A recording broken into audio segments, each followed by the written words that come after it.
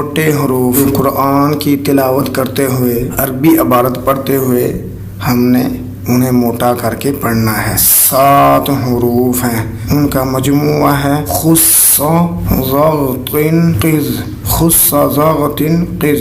اس کے جوڑ آپ کر لیں۔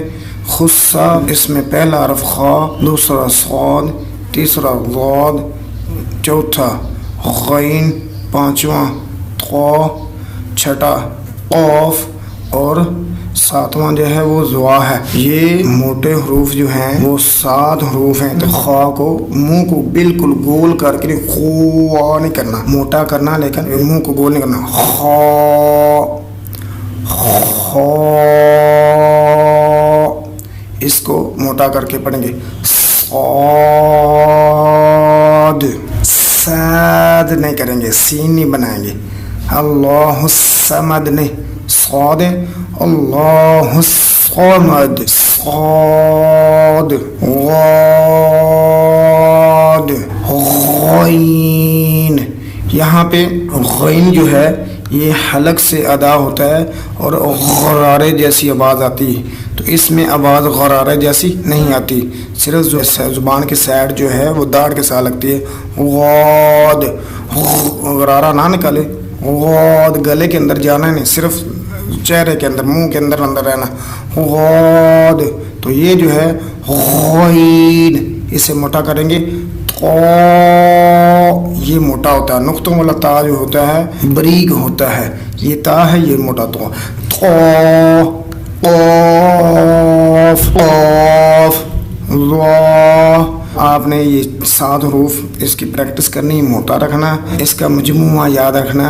خص ضغط قز، ترجمے کے اندر ہم پڑھ لیا تھا ایاک نعبد و ایاک نستعین تک۔ اہدی، اہدی کے اندر آپ نے ہا اور دال دیکھنا، ان میں سے پہلے ہا آ جائے تو بعد میں دال آ جائے تو ہدایت ترجمہ ہوگا، ٹھیک۔ اہدی، ہدایت دے۔ آپ اس کا گرامر کے روح سے یہ بھی کہہ سکتے ہیں تو ہدایت دے۔ اہدی کا ترجمہ آپ اس کے ساتھ ہی جس طرح کی عربی ویسے ہی کر دے تو آسان رہے گا۔ اہدی، تو ہدایت دے۔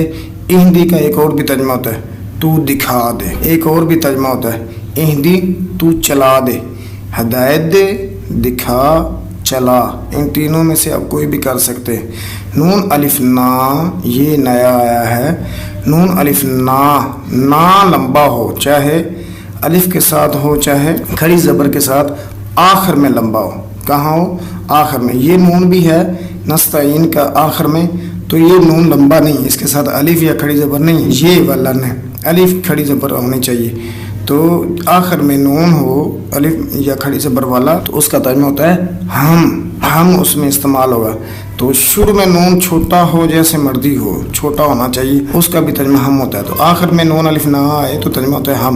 اہدی، ہدایت دے، اہدی چلا، اہدی دکھا۔ آپ شروع میں آپ دکھائیے، آپ چلائیے، آپ ہدایت دیں یا تو لگا دیں۔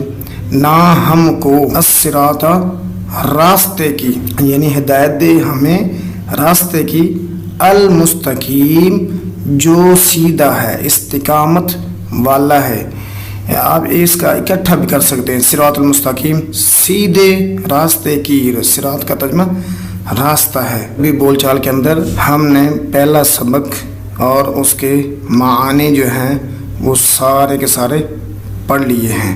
آگے ہے ہمارا عربی بول چال کا دوسرا سبق، اس کے بھی ہم نے دوسرا سبق سارا کا سارا پڑھ لیا ہے۔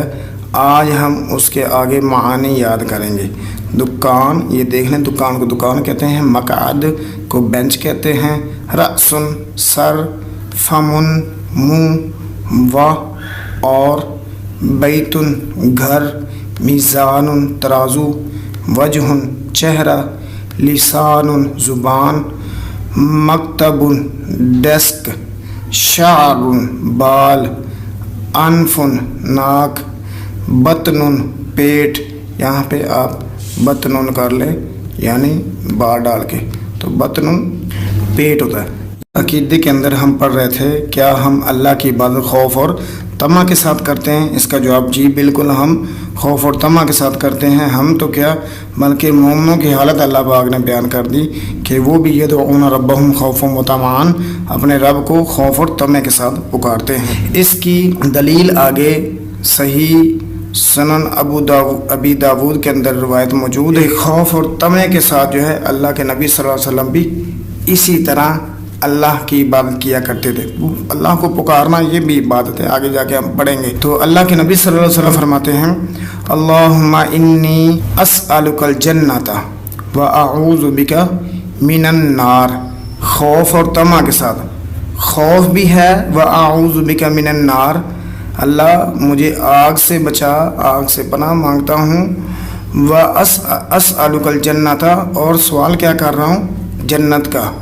तो इसमें खौफ भी है और तमा भी है, समझ आ रही? तो पता चला कि जब इबादत करनी है तो वहाँ पर ये इरादा होना चाहिए कि मैं जो भी इबादत करूँ उसमें एक तो अल्लाह पाक का डर हो, मैं डरते हुए फ़र्ज समझ के करूँ। दूसरा कि अगर ना करूँगा तो इस पर मेरी पकड़ हो सकती है, करूँगा तो इनाम मिलेगा, ना करूँगा तो सज़ा भी मिल सकती है। तो ये आप एक तो दुआ है, अपने लिए भी दुआ करें, दुनिया भी मांगें, आखिरत भी मांगें, जन्नत भी मांगें और आग से पनाह भी मांगें। अल्लाहुम्मा इन्नी अस्अलुकल जन्नह, अल्लाहुम्मा इन्नी अस्अलुकल जन्नता, ये दुआ याद करें। व अऊज़ु बिका मिनन नार, जन्नत का सवाल, और ये नबी सल्लल्लाहु अलैहि वसल्लम ने दुआ मांगी है।